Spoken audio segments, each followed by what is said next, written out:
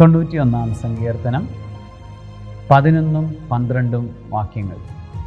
നമ്മൾ അത്യുന്നതൻ്റെ സംരക്ഷണത്തെക്കുറിച്ച് ധ്യാനിച്ചുകൊണ്ട് വായിക്കുന്നു. നിന്റെ വഴികളിൽ നിന്നെ കാത്തുപാലിക്കാൻ അവിടുന്ന് തൻ്റെ ദൂതന്മാരോട് കൽപ്പിക്കും. നിന്റെ പാദം കല്ലിൽ തട്ടാതിരിക്കാൻ അവർ നിന്നെ കൈകളിൽ വഹിച്ചുകൊള്ളും.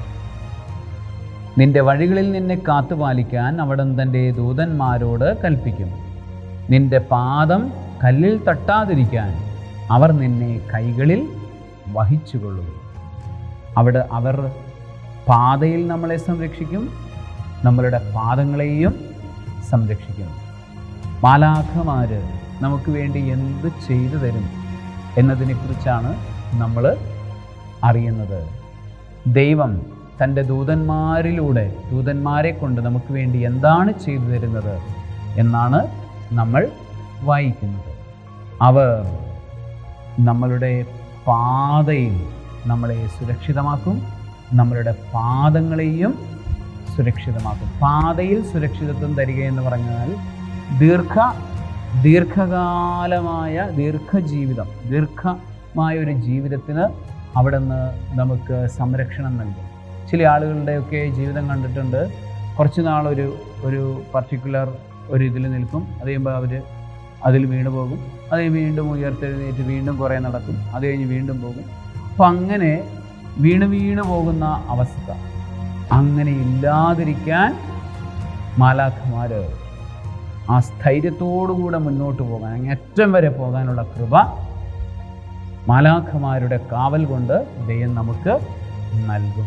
ഇനി മാത്രമല്ല, പാദങ്ങൾക്ക് സുരക്ഷിതത്വം നൽകും. പാദത്തിനും സുരക്ഷിതത്വം നൽകണം. അതായത് ദീർഘമായ കാര്യങ്ങളൊക്കെ ഓക്കെയാണെങ്കിലും നമ്മളെടുക്കുന്ന കുഞ്ഞു കുഞ്ഞു തീരുമാനങ്ങളിലും, അല്ലെങ്കിൽ അടുത്ത സ്റ്റെപ്പ് എങ്ങോട്ട് വെക്കണം, അതാണ് പാദം, അടുത്ത പാദം എങ്ങോട്ട് വെക്കണം എന്നതിനെക്കുറിച്ചും മാലാഖമാർ അവിടെയും നമുക്ക് സുരക്ഷിതത്വം നൽകും. നമ്മളുടെ ജീവിതത്തിൽ സുദീർഘമായ സംരക്ഷണവും കാവലും അവിടുന്ന് ഏർപ്പെടുത്തുന്നു.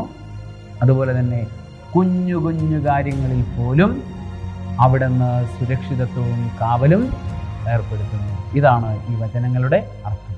സർവശക്തനായ ദൈവം, പിതാവും പുത്രനും പരിശുദ്ധാത്മാവും നിങ്ങളെല്ലാവരെയും വലിയ കാര്യങ്ങളിലും കുഞ്ഞു കാര്യങ്ങളിലും അവിടുത്തെ സംരക്ഷണം കൊണ്ടും അവിടുത്തെ കാവൽ കൊണ്ടും നിങ്ങളെ സമൃദ്ധമായി അനുഗ്രഹിക്കുമാറാകട്ടെ. ആമേൻ.